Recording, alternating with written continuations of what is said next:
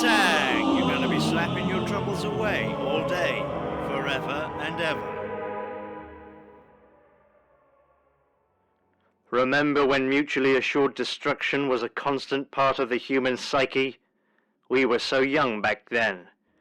It's On the Beach.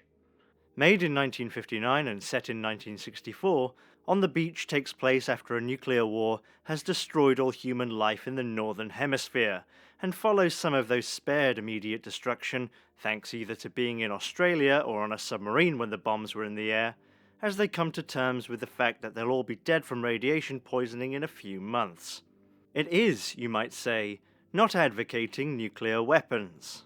The war started when people accepted the idiotic principle that peace could be maintained by arranging to defend themselves with weapons they couldn't possibly use without committing suicide.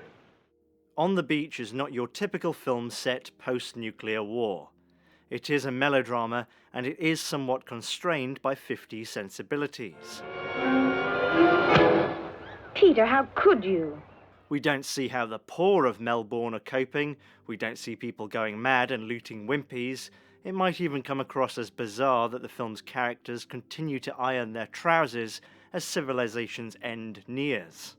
Denial of and coping with the inevitability of death are big themes, obviously interwoven with nuclear war anxieties. Although the film often feels very sad, it has a certain sweetness or hopefulness to it. Good morning, Swain. Hi, Captain. I thought you'd gone. What's it like in town? Everybody's dead, I guess. My folks are. I think On the Beach is most interesting for its uniqueness in that it has a layer of inevitability and dread, but it makes clear what is inevitable and that no twist will save any character. In a way, it's almost like a journey into death with the film's characters. Also, Fraser and Niles. The wine committee is mad, absolutely mad. 400 bottles of vintage port. Too late. Too late. I think it needs another year, actually. I blame the wine committee very much. Sorry, Dykers. Good show. Carry on.